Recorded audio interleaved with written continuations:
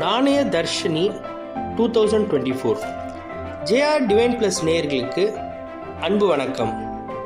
பெங்களூரில் ஜூலை மாதம் 12, 13, 14 நடக்க உள்ள நாணய தர்ஷினி 2024 பற்றி இன்னைக்கு பார்க்க போகிறோம். இது பார்த்தீங்கன்னா 50வது கோல்டன் ஜூப்ளி செலிப்ரேஷன் இந்த வருஷம்.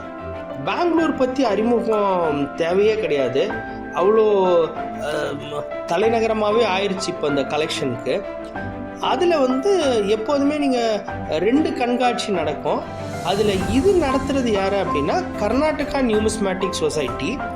இதை நடத்துகிறவர் அதாவது பொறுப்பெடுத்து நடத்துகிறவர் பிப்ரவரி மாதம் நம்ம பார்த்தா அதே மருதுரா ராட்ஸ் அவங்க தான் இதை பொறுப்பெடுத்து நடத்துகிறாங்க.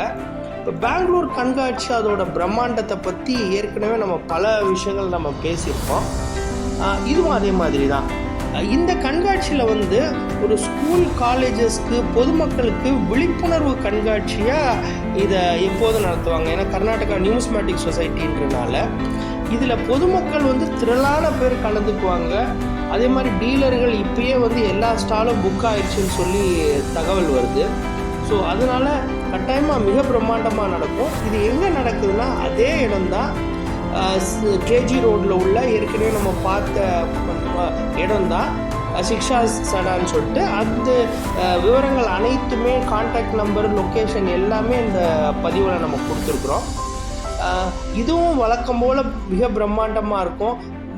பொதுமக்களுக்கு ஒரு பெரிய ட்ரீட்டாக இருக்கும். ஏன்னா அந்த டிஸ்பிளே நல்ல காயின்ஸு, எங்கேயுமே பார்க்காத exclusive coins, gold, silver, copper coins எல்லாம் கட்டாயமாக இருக்கும். மற்றபடி எல்லா விதமான சேகரிப்பு கலைகளில் உள்ள ஆல்மோஸ்ட் ஆல் கலெக்டபிள்ஸ் இதில் கவர் பண்ணிடுவாங்க. இதில் நீங்கள் எல்லாம் பார்ட்டிசிபேட் பண்ணாங்கன்னா டீலருக்கும் நல்ல ஒரு பிரம்மாண்டமான வாய்ப்பாக இருக்கும், பொதுஜனங்களுக்கு பிரம்மாண்டமான வாய்ப்பாக இருக்கும்.